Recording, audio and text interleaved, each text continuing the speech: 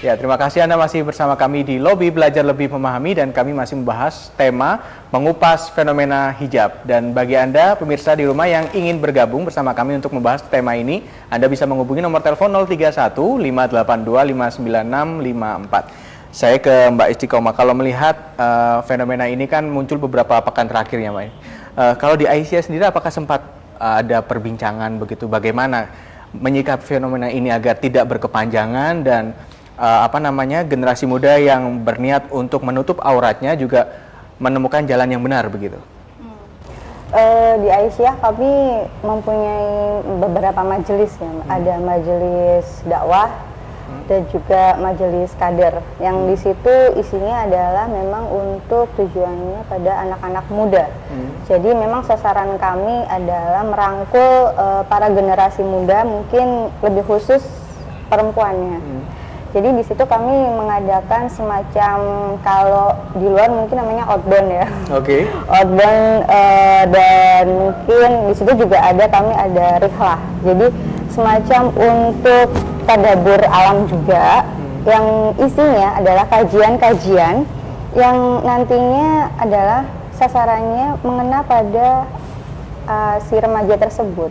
Oke, kalau fenomena ini sendiri pembahasannya seperti apa kalau di Aisyah sendiri? Kalau memang kami beberapa waktu kemarin juga terus terang Mas, kami memang mengadakan semacam lomba ya, lomba hijab yang tujuannya terakhir adalah syar'i, etika, estetika dan syar'i. Tetapi sampai saat ini kami belum menemukan kriteria tersebut yang syar'inya memang belum menampakkan diri. Mungkin perlu proses yang lumayan panjang juga ya. Oke, baik. Kalau dari hijabpreneur Khadijah sendiri, sepertinya ada pemirsa yang ingin bergabung bersama kami malam hari ini. Kita sapa dulu. Halo, selamat malam. Halo. Halo, selamat malam. Iya, selamat malam. Dengan siapa, di mana? Dengan Ibu Dia di Waru Sidoarjo. Ibu Dia? Iya. Iya, silakan Ibu Dia. Iya, yang mau saya tanyakan gini, kalau fenomena ini memang sudah yang nggak bisa kita ini ya, terjadinya seperti itu ya. Oke. Ini yang saya tanyakan pertama yang peran orang tua. Oke. Nah, kalau peran yang saya maksudkan peran orang tua di sini bagaimana cara menasihatinya, karena gini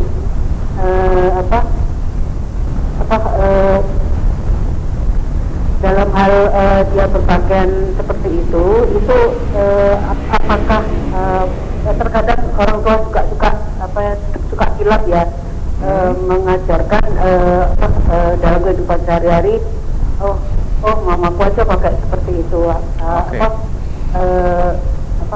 aku juga akan niru apakah seperti itu juga.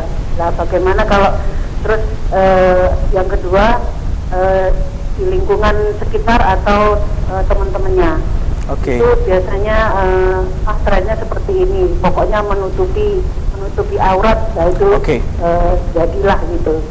Nah, itu seperti apa? Terus orang tua cara menasihatinya, karena ya mohon maaf saya juga punya putri ya Mbak. Terima kasih. Oke, baik Ibu Dia, terima kasih atas waktunya bersama kami. Selamat malam.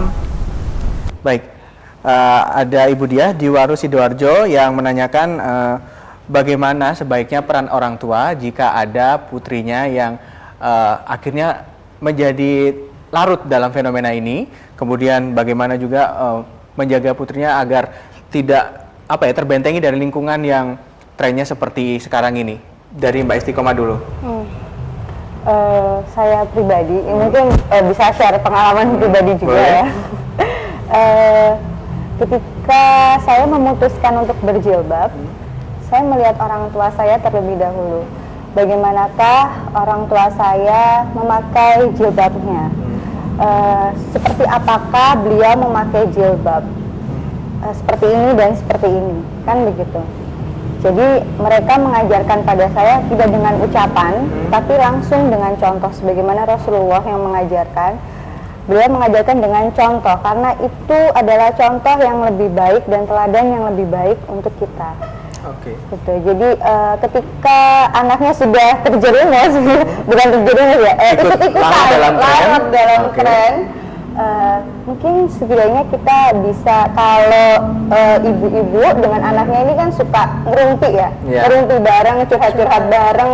Mungkin ini bisa dilakukan pada malam hari ataupun ketika anaknya baru datang dari sekolah dan segala macam. Mungkin itu bisa langsung dikomunikasikan dengan dikomunikasikan aja lah sebaiknya. Dikomunikasikan dengan cara yang baik tanpa ada unsur untuk semacam memarahi ataupun menjudge begitu ya. Oh, betul. Baik, kalau dari Mbak Nadia?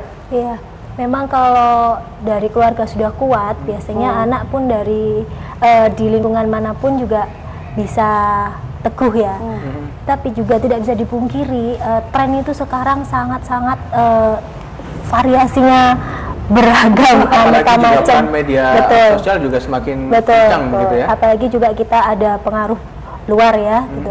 Kalau menurut saya kembali lagi, sebenarnya misal ya jilbab kecil ini kita masuk ke fashion sedikit. Jilbab kecil itu sebenarnya bisa asal bajunya yang agak longgar. Kalau sekarang kan sedang tren blazer atau kardigan, itu bisa dimanfaatkan untuk, mohon maaf, bagi yang merasa tubuhnya agak sedikit menonjol di bagian-bagian tertentu. Nah, itu bisa dimanfaatkan. Kemudian pemilihan corak, motif, itu kalau gemuk, motifnya yang kecil-kecil, jangan yang besar-besar. Atau warna yang gelap, hitam, biru dongker. Jadi, oke lah kita bergaya, tapi tetap jangan sampai kita menjadi pusat perhatian orang, karena kita membawa identitas muslim. Kita sudah berjilbab, ini sudah alhamdulillah. Jadi dijaga. Menurut saya seperti itu. Sebenarnya Mbak Istiqomah, kalau dalam Islam sendiri apakah juga memberikan aturan-aturan yang tegas begitu bagaimana sebaiknya berpakaian? Apakah tidak boleh mengikuti tren atau bagaimana? Kalau di Al-Quran sendiri, pada surat An-Nur, Allah memerintahkan, bukan menganjurkan dan bukan menyarankan. Dalam artian bahwa Allah sudah mengharuskan wanita yang sudah akil balik untuk menutup auratnya.